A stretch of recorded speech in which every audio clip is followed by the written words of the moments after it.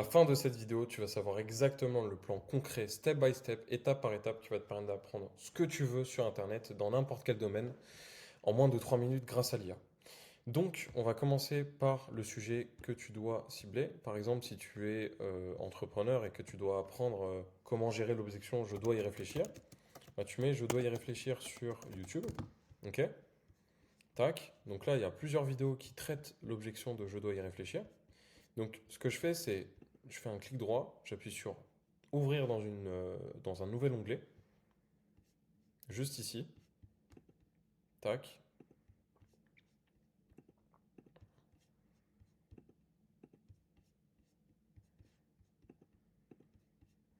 Donc là, j'en ai pris plusieurs. Donc là, j'ai une, deux, trois, quatre, cinq, six vidéos qui parlent. Dans cette vidéo, je voudrais te révéler 10 réponses malignes quand un prospect dit je dois y réfléchir. C'est peut-être Bonjour et bienvenue dans une nouvelle Hop. consultation de Dr. Hop.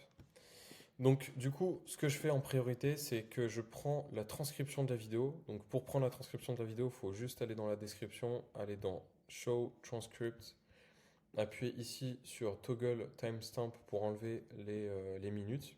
Et en fait, ce que vous allez faire, c'est que vous allez prendre toute la transcription de la vidéo, vous allez copier, vous allez aller sur ChatGPT, vous allez le mettre. Puis vous allez faire de même pour les autres vidéos, tout simplement. Tac.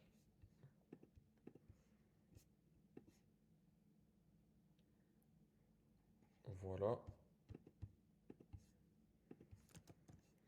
Je continue.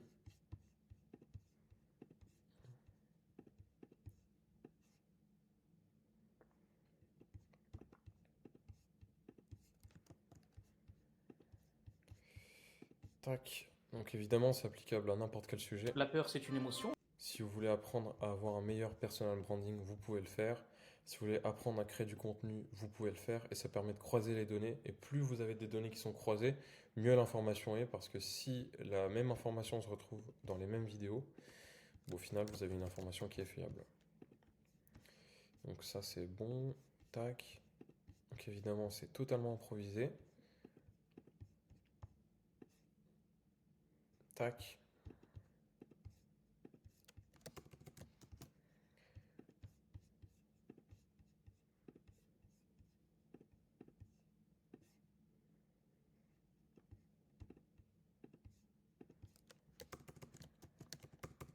Donc là, j'ai scrappé toutes les descriptions de ces vidéos qui traitent de l'objection je dois y réfléchir. Donc là, très simplement, sur ChatGPT, je vais écrire le prompt suivant. Tu es un expert en analyse de transcription. Première chose. L'objectif est d'extraire les quick wins. Donc, c'est les choses applicables maintenant. Les things to avoid, donc pour les gens qui sont français, c'est les choses à éviter. Les éléments importants.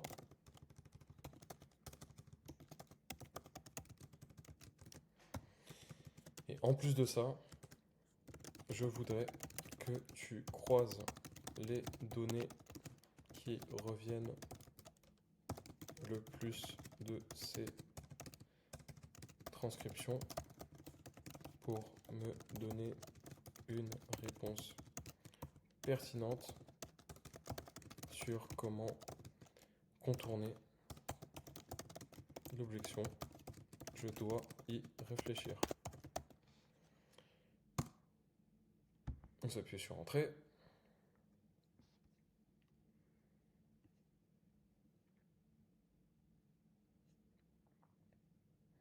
Et donc là, vous avez directement les choses à appliquer maintenant, les choses à éviter et les éléments importants. Et donc on va voir avec mon expertise de closer si ça fait sens pour moi. Donc, quick wins, creuser la véritable objection, poser des questions ouvertes comme à quoi exactement devez-vous réfléchir. Donc si effectivement ils ont dit ça dans la vidéo, c'est absolument pas une chose à faire. L'idée c'est de plutôt orienter la question, de poser une question fermée. Ok, vous devez réfléchir par rapport à le prix ou par rapport à la valeur de mon accompagnement. Vous devez réfléchir par rapport à la contrainte financière immédiate ou par rapport à la valeur perçue. Et vraiment, poser des questions avec le ou qui va vous permettre de choisir, de faire choisir votre prospect, soit l'une des choses que vous avez imposées, soit l'autre. Identifier si le problème est lié au produit ou service, la confiance envers vous ou votre entreprise, le prix ou la disponibilité. Ok, précadrer. Donc à la fin de cet échange, il y a trois réponses possibles. Oui, non ou qu'une information. Manque. Je vais y réfléchir n'est pas idéal car cela risque de nous faire perdre du temps tous les deux. Donc ça, c'est exactement ce qu'il ne faut pas faire également. Donc toutes les vidéos qu'on vient de scraper, bon, c'est pas forcément fou. En fait, ça, c'est l'ancienne méthode des vendeurs. À l'époque, on privilégiait cette manière de dire les choses. Mais le problème, c'est que ça rajoute énormément de friction dès le début de l'appel avec le prospect.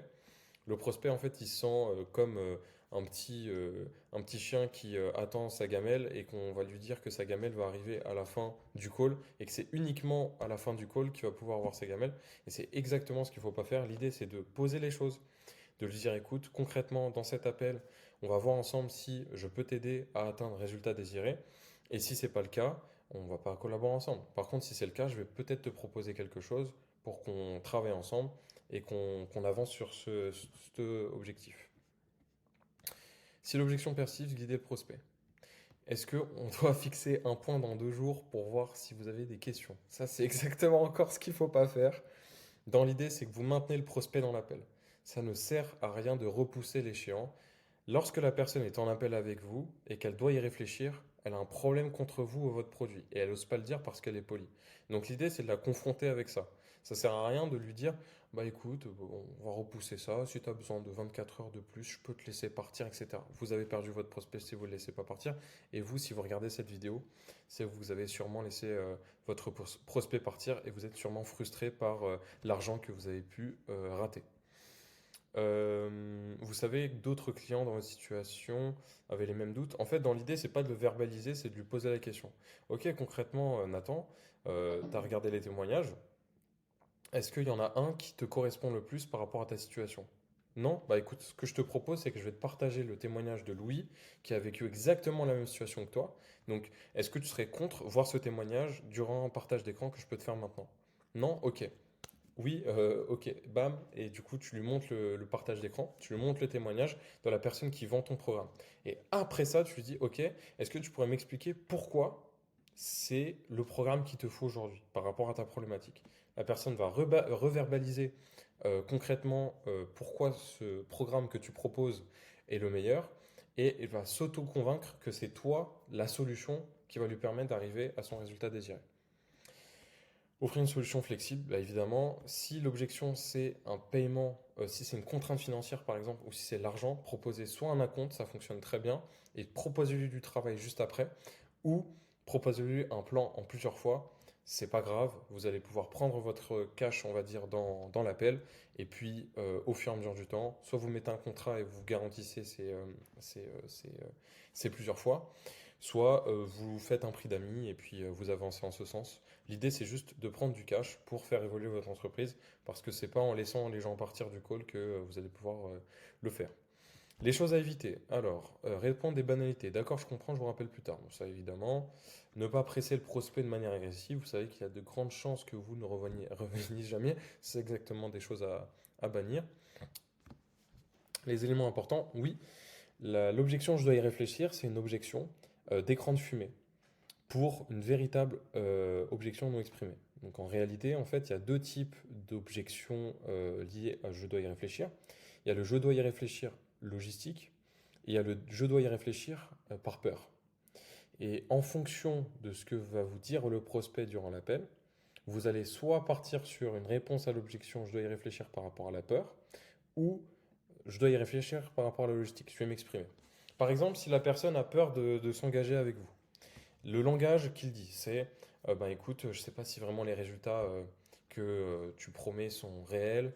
Est-ce que tu pourrais m'expliquer davantage en quoi ce type de programme pourrait m'aider dans ma situation?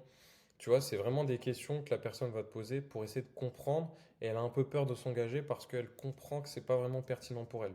Et donc tu n'as pas réussi à lier les problématiques que le prospect t'a évoquées dans l'appel par rapport à ton offre que tu délivres à la fin en fait de ton call. Donc, vraiment, l'idée à 100%, c'est de poser des questions et de faire comprendre à la personne que ce n'est pas forcément une question d'argent ou une question de logistique, c'est juste une question de passage à l'action. Parce que d'autres humains ont déjà utilisé ta méthode qui leur ont permis, eux, d'aller chercher des résultats. Donc pourquoi pas toi, concrètement? Et donc la stratégie, préparer en amont les objections, oui. Du coup, bon ben, étant donné qu'on a pris toutes les vidéos YouTube, qu'on a fait un résumé de toutes ces vidéos YouTube de personnes qui sont quand même assez connues dans le closing, et je trouve qu'ils ne sont pas assez pertinents, ce que je vous conseille, c'est d'aller en description directement. Donc cette vidéo, elle fait 10 minutes. Vous allez directement aller en description, vous allez avoir un petit lien. Vous allez pouvoir donc m'envoyer un petit message sur WhatsApp et je vais vous envoyer totalement gratuitement une formation gratuite qui va vous permettre de closer à tous les coups votre prospect lorsque vous l'avez en appel. Donc je vous invite à cliquer juste en dessous et on se retrouve de l'autre côté.